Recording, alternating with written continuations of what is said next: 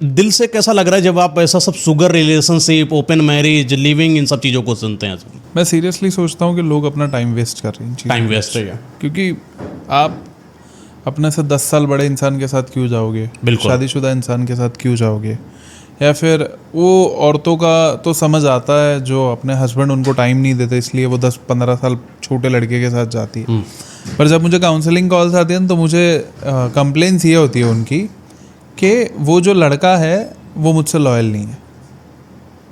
अब मैं कहता हूँ कि अगर तुम मैरिड हो और तुम एक 15 साल 10 साल छोटे लड़के के साथ हो और तुम्हारी एक्सपेक्टेशन लॉयल्टी है, कैसे हो सकती है? क्योंकि वो रात को तुम्हें फ़ोन करेगा नहीं, तुम्हारे हस्बैंड आ जाएंगे, फिर तुम उसको बोलोगी, उस हिसाब से वो चलेगा। तो लड़का तो अपना ठीक है, वो तो लस्ट के चक्कर में है, या फिर शुगर मॉमी जो पैसा प्रोवाइड कराएगी, लस्ट पूरा करेगी। लड़कों को क्या चाहिए? कमिटमेंट ऐसे भी देनी नहीं होती। सही बात है। उनको जब फ्री फोकट का मजा मिल रहा है जो बाहर पैसे से खरीदने को मिलेगा, है कि नहीं, तो आराम से उस चीज़ पर बात करेंगे।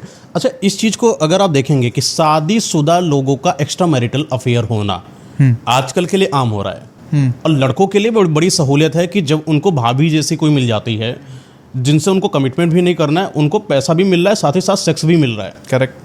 यहाँ पर हम बात कर रहे हैं एक महिला की जिन्होंने शादी कर रखी है वो एक लड़के के लिए, और एक आदमी जिन्होंने शादी कर रखी है वो एक लड़की की तलाश में है। इसमें लाइफ किसकी बर्बाद हो रही? उन शुगर मॉम, शुगर डैड, या फिर जो बच्चे हैं इनकी बर्बाद हो रही है? लाइफ बर्बाद हो रही है बच्चों की। क्योंकि एक सिंपल सी चीज़ कह रहा हूँ, जब आप किसी भी इंसान के साथ फिजिकल रिलेशन बनाते हो या फिर इमोशनल किसी का बैगेज अपने सर पे ले रहे हो, ऑफकोर्स वो लड़की को टाइम नहीं मिल रहा है, या फिर उसका हस्बैंड सच में ख़राब होगा, या जो भी फलाना ढिमकाना जो भी हो, बट तुम्हारे पास 25 मतलब 18 से लेके 30 साल की जो उम्र है, वो उम्र में तुम्हारे पास कुछ करने के लिए होना चाहिए, राइट? उस टाइम पे तुम किसी औरत या आंटी का बैगेज अपने सर पे ले रहे हो तो तुम अपना काम नहीं कर पाओगे, क्योंकि उसका पति काम कर रहा है तभी तो वो तुम्हें चूज़ कर रही है। बिल्कुल।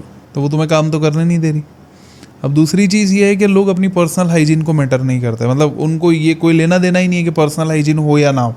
अच्छा, पर्सनल हाइजीन पर आते हैं, उसके पहले एक और क्वेश्चन मेरा बनता है यहाँ पर। जैसे कि कोई एक लड़का है या जिसने पसंद कर लिया भाभी को, या मैं बात कर लेता हूँ, भाभी हम लोगों का वर्ड हो गया, करेक्ट। थोड़ा सा बाहर का ले लेते हैं, शुगर मॉमी को ले लेते हैं, ठीक है ना। उसने पसंद किया एक महिला को, अब उनके साथ वो रह रहा है। महिला को जो नीड है फिजिकल नीड है, लेकिन मुझे जहाँ तक पता चलता है कि फिजिकल के पहले एक इमोशनल सेटिस्फेक्शन होती है, हाँ। ठीक है ना। तो जाहिर सी बात है, एक लड़का जो 25 से 30 साल की उम्र का है, जो भी करियर बना सकता था, वो उस महिला को पहले तो उसके पति के टेंट्रम को सुनता है, साथ ही उसके साथ सोता है, उसके घर पर फिर सेक्स भी करता है, ठीक है। तो कहीं ना कहीं वो सेक्स में भी अपने बॉडी को खराब कर रहा है और इमोशनली उसके बैगेज को भी अपने ऊपर लाद रहा है।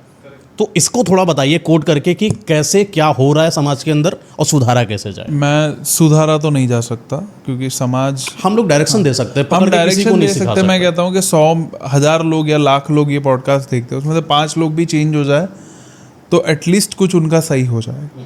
बट मैं सच में देखता हूँ ये शुगर मॉमी और शुगर डैडी तो लस्ट के चक्कर में बनते हैं, और मर्द चीटिंग करता है सिर्फ लस्ट के लिए और कोई चीज़ के लिए नहीं।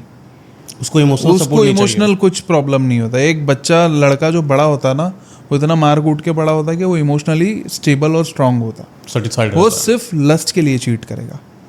वुमेन्स की चीटिंग जो होती है, लड़कियों की चीटिंग जो होती है, औरतों की चीटिंग जो होती है, वो होती है इमोशनल, ठीक है। तो अगर वो अपने पति से, मैं सच बता रहा हूँ, मैक्सिमम ऑफ द केसेस में चीटिंग जो होती है वो इमोशनल ही होगी औरत के तरफ से।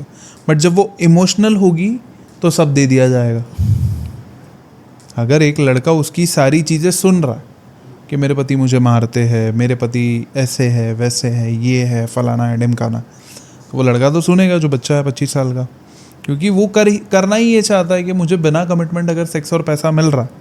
जबकि अगर लड़की के साथ जाएगा तो कमिटमेंट देनी पड़ेगी, पैसा देना पड़ेगा, सब कुछ अपनी उम्र के वाले के साथ। बट बड़ी वाली ऐसे ही दे रही है फ्री में, राइट? तो वो औरत जो है वो इसको पहले अपनी, जैसे आपने कहा, पहले अपने सारे टेंट्रम सुनाएगी, इसका टाइम वेस्ट होगा, ठीक है।